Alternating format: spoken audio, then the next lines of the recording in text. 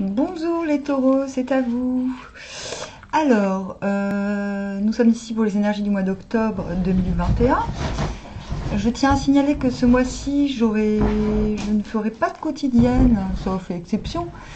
En effet, j'ai d'autres occupations qui m'empêchaient d'être fiable à 100%. Voilà, je reste dispo pour d'éventuelles guidances personnelles, s'il n'y en a pas trop. Hein. Voilà, en fait, j'écris des livres en ce moment. Voilà, du coup, en plus de mes activités, on va dire que je me donne l'opportunité de me consacrer à cette forme de créativité aussi. Mais cela dit, je vais reprendre les lectures de bouquins, notamment les runes. Voilà. Alors, pour vous, nous avons Pluton ce mois-ci, qui vous dit « Saisissez l'occasion de vous renouveler ». Et en effet, je suis tombée pour vous sur l'hexagramme 15, qui est un très bon hexagramme, l'humilité, avec 3 mutants. Et tout cela tend vers l'hexagramme 23, l'éclatement. Donc vous allez me dire « Oh mince !» Oui, c'est pas terrible l'éclatement. Mais c'est pour ça que je vous parle de Pluton, qui vous parle de renouvellement. Peut-être que cette humilité est intuitivement une phase obligatoire pour mieux accompagner un changement, un moment de tour, si vous voulez. Donc nous allons, avant de spéculer davantage, tirer les cartes. 10 de bâton à l'envers, besoin de rectifier le tir, de rectifier les apparences un petit peu trop. 4 d'épée, le repos du guerrier, avant un prochain combat. 7 d'épée, scepticisme. Empereur à l'envers, autoritarisme mal placé peut-être. Oh, les toutous. Pourquoi ils se mettent toujours à s'énerver quand je fais une vidéo? Ah oui, ils sont jaloux. 5 de coupe à l'envers. Petite pommitude émotionnelle. Les cartes tombent de manière très fluide, je trouve. Ah, et le 3 de bâton. Se sentir fertile. J'aime bien cette carte. Le sex appeal revient, l'envie de renouveau et la capacité de se renouveler est bien là. Reine de denier en carte de synthèse. Oh, okay. Bon, lançons-nous. Voilà, ce que j'ai dit en préalable, oui, peut faire un peu peur. Ce que je vous conseille de faire, c'est de vous dire que ces conseils permettront de contrecarrer, ou du moins de préciser le travail nécessaire pour que tout se passe pour le mieux. 9 à la 4e place. Rien qui ne soit avantageux pour l'humilité dans le mouvement. Toute chose à sa mesure. Mais même l'humilité dans la conduite peut être poussée trop loin, effectivement. C'est comme si vous aviez besoin, ça s'appelle l'humbleté, attention. C'est comme si vous aviez besoin de prouver à tout prix que vous aviez raison, ou que votre idée allait marcher, que votre projet n'allait pas se casser la figure. C'est un peu ça, en fait. Mais on dit, elle est ici à sa place car la position entre un collaborateur méritant en bas et un maître bienveillant en haut entraîne avec elle une très grande responsabilité. Donc vous croulez sous la responsabilité, soit. Mais là, on vous dit, avec le Yiking, voilà, moi cette carte, de ce côté-là, je ne l'aime pas trop parce que ce côté-là, on est prêt à déléguer, et ce côté-là, pas du tout parce qu'on veut montrer qu'on est à la hauteur de la situation malgré tout. Malgré les... En fait, c'est un petit peu sauvegarder les apparences. La confiance du supérieur ne doit pas être abusée et le mérite de l'inférieur ne doit pas être mis sous le boisseau. Intéressant. Sans doute, il est des fonctionnaires qui ne se distinguent pas. Ils se couvrent de la lettre des ordres et refusent toute responsabilité. Ils acceptent une rétribution sans accomplir le service correspondant, et ils portent un titre qu'aucune réalité ne vient justifier. L'humilité dont il est question ici est à l'opposé d'une telle attitude. Dans une telle situation, l'humilité se révèle en ce que l'on prend intérêt à son travail. Il y a quand même quelque chose qui m'inquiète dans tout ça. Voilà.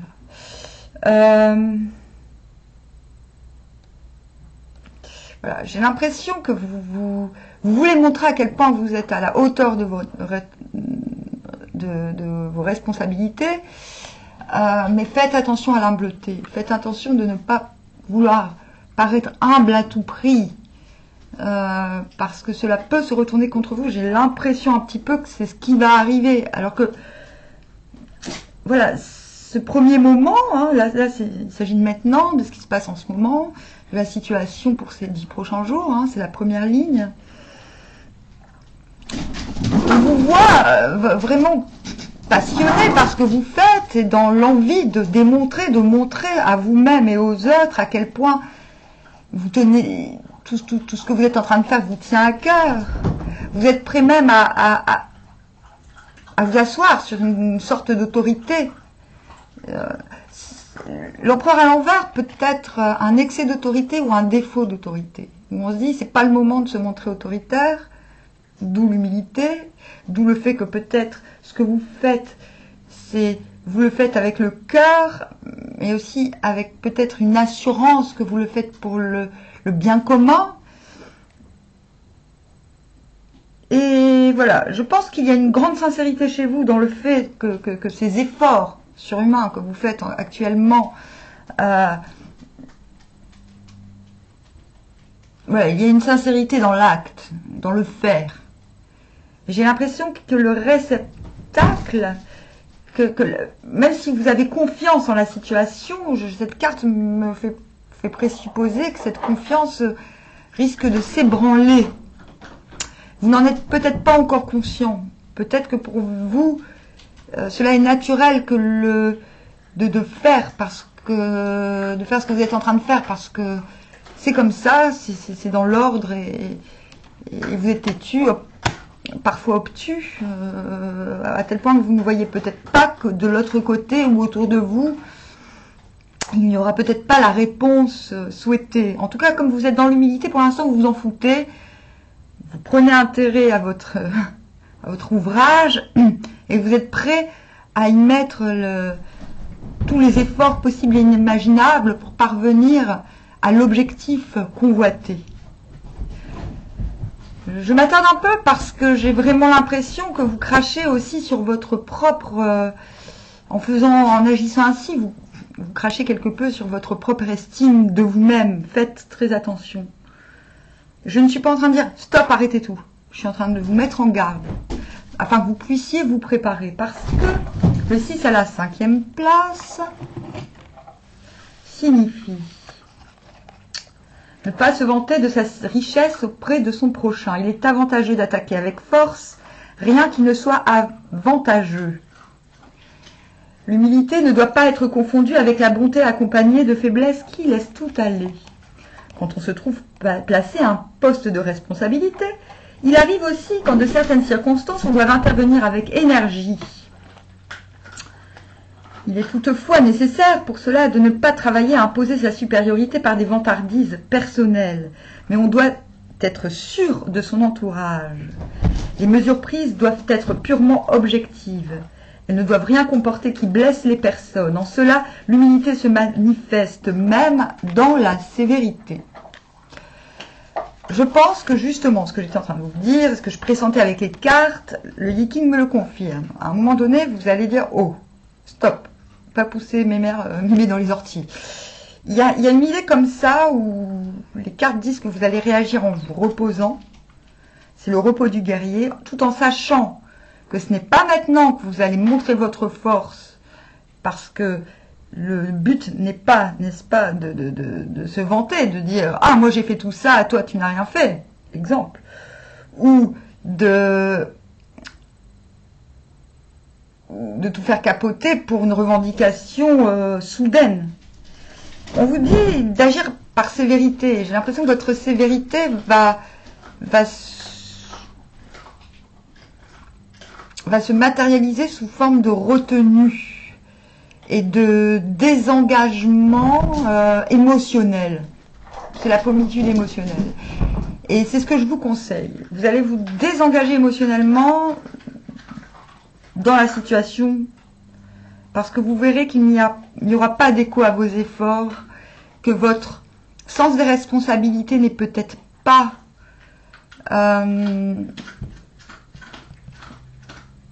n'est pas partagé, tout simplement.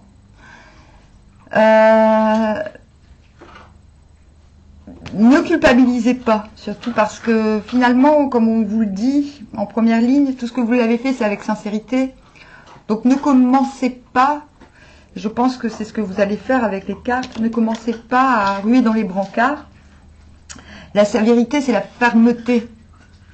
Soyez déjà ferme avec vous-même plutôt que de faire des esclandres. On vous dit que le combat n'est pas maintenant. Pensez à vous avant toute chose. De toute manière, les cartes d'après vous l'expliquent comment faire. Humilité qui s'extériorise. Il est avantageux de mettre en marche les armées pour châtier sa propre cité et son propre pays. Celui qui est vraiment conséquent avec son humilité doit veiller à ce qu'elle se manifeste dans la réalité. Il doit aller énergiquement de l'avant dans ce domaine. S'il naît de l'hostilité, rien n'est plus aisé que de rejeter la faute sur autrui. Il peut alors se faire qu'un homme faible, se sentant offensé, se replie sur lui-même, prenne compassion de lui-même et croit être humble en ne se défendant pas. L'humilité véritable se manifeste en ce que nous nous employons énergiquement à établir l'ordre et commençons par sévir sur nous-mêmes et sur notre entourage immédiat. On n'accomplira réellement une œuvre importante que si on a le courage de faire marcher son armée contre soi-même. Le 7 d'épée, scepticisme, vous dit que vous devez récupérer vos quilles. Bon, ce sont des épées, mais c'est une manière de parler. C'est-à-dire, prenez ce qui vous est dû, cela peut s'apparenter à du vol, mais pensez à vous. D'accord ? Récupérez vos épées, laissez celles qui sont nécessaires pour que la situation que vous quittez, entre guillemets, ne s'écrase pas non plus. Il y a quand même un désir de donner un sens à ce que vous avez fait. Il ne s'agit pas d'auto-sabotage. C'est là qu'il va falloir être consciencieux avec vous-même. En ne réagissant pas dans la situation, c'est comme si, finalement, vous vous écrasiez pour vous-même. On s'en fout des autres. On ne vous dit pas non plus de rejeter la faute sur les autres, mais de trancher finalement, d'accompagner la réalité des faits en allant de l'avant. Donc avec vos épées, les épées de votre effort, de votre travail, de votre volonté. Et on vous dit que cette volonté pourra s'extérioriser, pourra s'implanter dans la matière. Parce que ça, c'est la carte « Je t'attends », nouveauté, parce que la fertilité, je l'ai au bout des doigts. Regarde, je peux accueillir quelque chose de fertile, de florissant. Voilà. Bon, c'est pas des fleurs, mais vous voyez, on passe du désert à la jungle. Donc, cette action va vous regonfler. Va vous permettre de constater que vous êtes en mesure de reprendre le flambeau du projet, du désir. En tout cas, ce qui est visé, c'est une assise, c'est d'être la maîtrise des substances, j'ai envie de dire, des denrées, d'être à la tête de la circulation des effets, afin de contenter chacun. Cela nécessite un calme, un alignement, une confiance en soi qui ne sera valable que si vous suivez ses conseils par rapport à l'humilité. Ok, je veux bien être humble, mais pas dans des circonstances où je suis la seule personne à être humble. Vous comprenez? Voilà. Cela peut vous paraître un peu bizarre, hein, tout ce que je raconte, mais pourtant tout s'enchaîne merveilleusement bien. En plus, ça doit être un peu troublant d'entendre ce tirage en vous disant, bah oui, vous êtes en train de faire un truc qui ne sert à rien. C'est pas exactement ça. Vous êtes en train de valider votre valeur. Dites ça, voilà, parce que l'écroulement, c'est la nécessité, l'obligation finalement de donner aux inférieurs, se dire pour préserver notre situation. C'est ce que fait la reine de denier. Elle engrange et elle redistribue.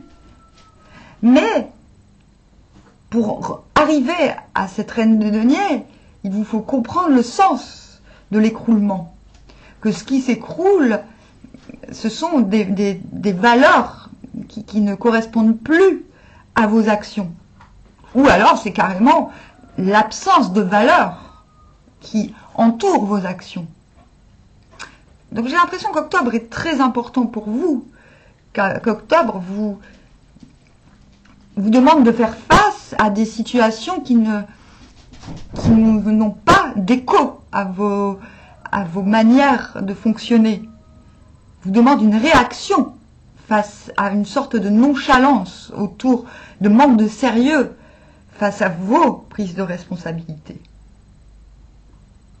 Je ne vois pas ce que je peux dire d'autre en fait, parce que ce tirage est assez clair. Donc l'écroulement, vous en êtes le garant. Vous allez laisser 2 épées, vous allez veiller à continuer à exercer votre bienveillance, mais en vous sauvegardant. En sauvegardant vos valeurs, votre façon d'être, de faire et vos acquis. Très important. Voilà. Je ne vois pas d'esclandre. Vous allez savoir vous mettre à l'abri émotionnellement parce que vous comprenez assez vite que vous allez comprendre assez vite que la stabilité attendue est ailleurs. Mais vous en êtes capable. Vous en êtes clairement capable. Vous en avez les moyens et vous allez vous en rappeler. Voilà. Voilà, Taureau. Eh bien, je vous souhaite un bon mois d'octobre et je vous dis à bientôt, Armoire.